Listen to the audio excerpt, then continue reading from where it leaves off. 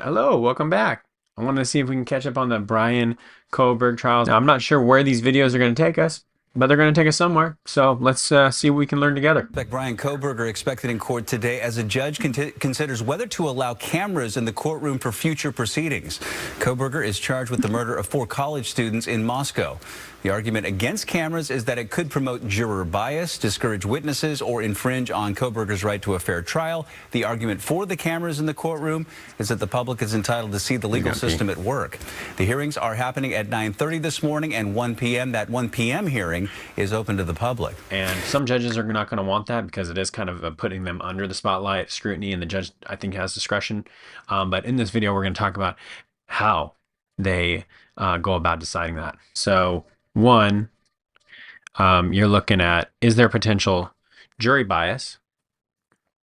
2, is that going to discourage witnesses if this trial is allowed to be nationally televised? And number 3, to be some kind of a court of public opinion. You can walk into any courtroom in the country and see any type of trial. You could see an assault trial or a DUI, or those are all public. All right, let's watch the Bryan Kohberger recent hearing and see where we're at. Haven't been as notable.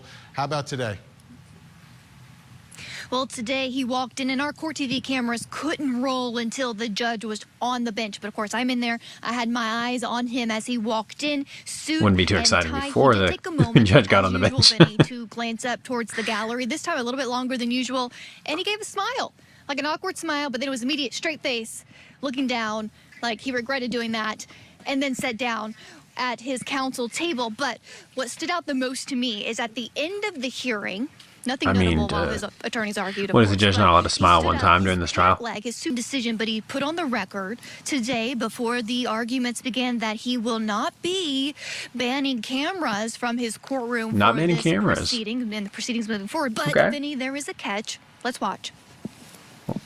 Oh, there's a catch. You're probably interested in this. I haven't put a decision out yet, but what I'm going to do is take control of the cameras in the courtroom. I'm not going to ban cameras in the courtroom, but I need to have more control over what the cameras are doing and what media or people who are not media are doing with the filming. I know I can only control so much, and that's why I continue to urge people to be patient and have some dignity and some restraint.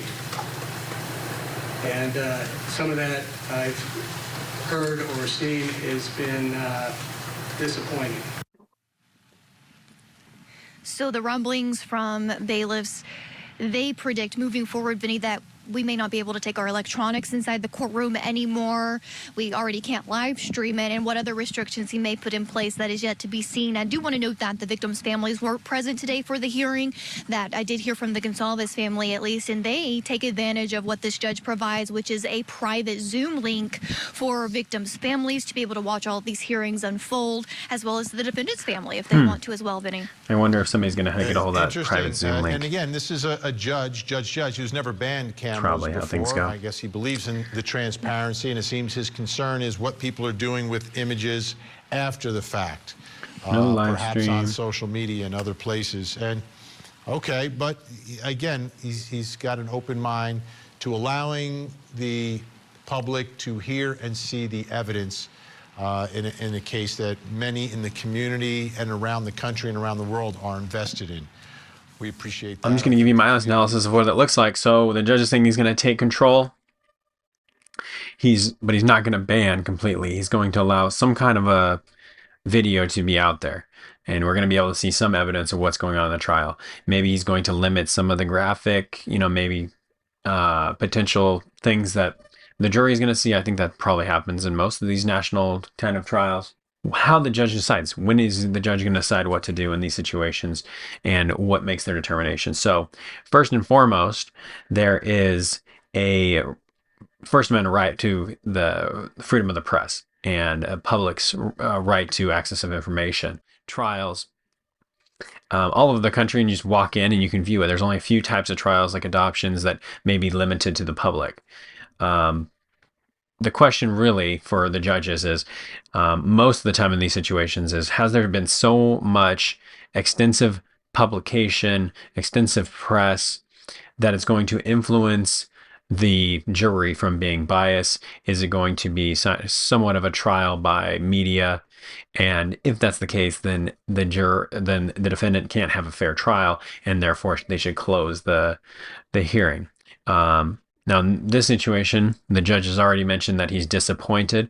I don't know what that means or what's happened. Maybe only the judge knows what that means or what's happened in that regard.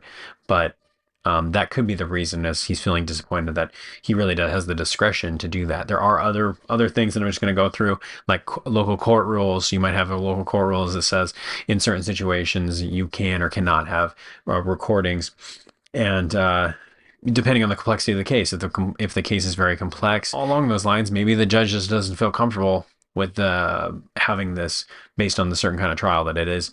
And so, it is up to their discretion.